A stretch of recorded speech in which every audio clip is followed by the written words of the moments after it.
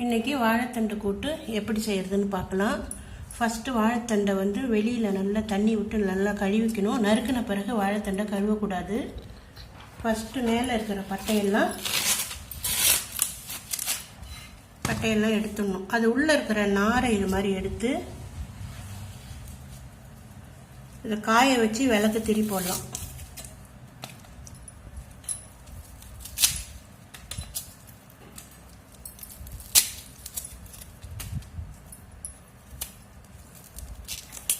First உள்ள இந்த தண்டு வந்துடுச்சு இல்லையா, இப்போ இதை நம்ம ரவுண்டாக நறுக்கணும்.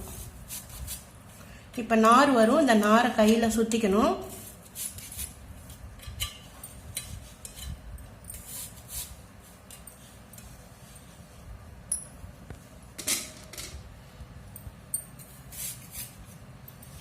இந்த நாரை சேகரித்து நம்ம நீட்டாக திரி மாதிரி வச்சுட்டு விளக்குக்கு திரி ஏற்றினா ரொம்ப நல்லது.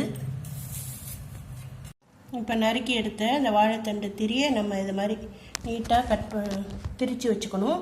இதை ஈரமாக இருக்கிறதுனால கொஞ்சம் காய வச்சு விளக்கேற்றும் போது இதை திரியாக பயன்படுத்தலாம். இப்போ வாழைத்தண்டை சுத்தம் பண்ணிட்டோம் இல்லையா, நாரெல்லாம் எடுத்த பிறகு இது மாதிரி பொடியாக கட் பண்ணி வச்சுக்கணும்.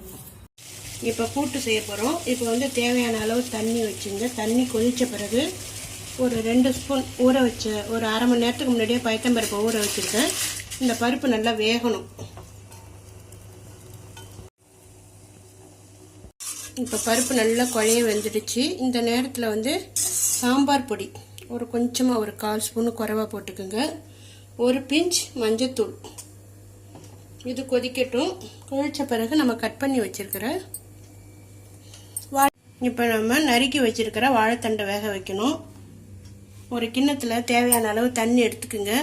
தண்ணி கொதிக்கும் போது இந்த வாழைத்தண்டை சேர்த்து நல்லா வேக வைக்கணும்.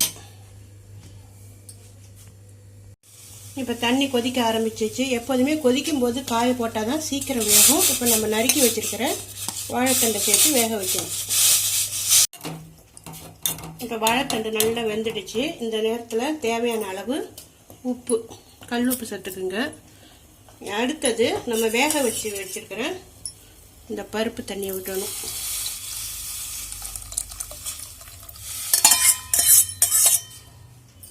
இது நல்லா கொதிக்கட்டும். இப்போ ஒரு 2 ஸ்பூன் தேங்காய் அரைச்சி வச்சுருக்கேன். அதையும் சேர்த்து நல்லா வேக வச்சு ஒரு 5 நிமிஷம் கொதிக்க விட்டு தாளிக்கணும். இப்போ நல்லா கொதிக்க ஆரம்பிச்சிருச்சு. இப்போ ஒரு கொத்து கருவேப்பிலையை சேர்த்து கேஸ் ஆஃப் பண்ணிவிடுங்க. அடுத்தது தாளிக்கணும். இப்போ ஸ்பூன் எண்ணெய் விடுங்க. எண்ணெய் காயட்டும்.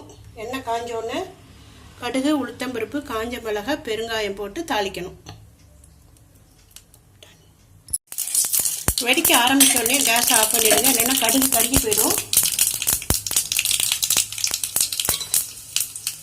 அடுத்தது கொஞ்சம் பெருங்காயம்.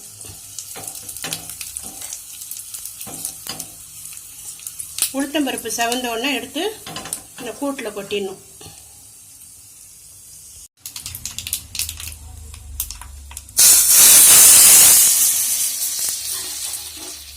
இப்பொழுது சுவையான, மணமான, சத்தான வாழைத்தண்டு கூட்டு தயாராகிடுச்சு.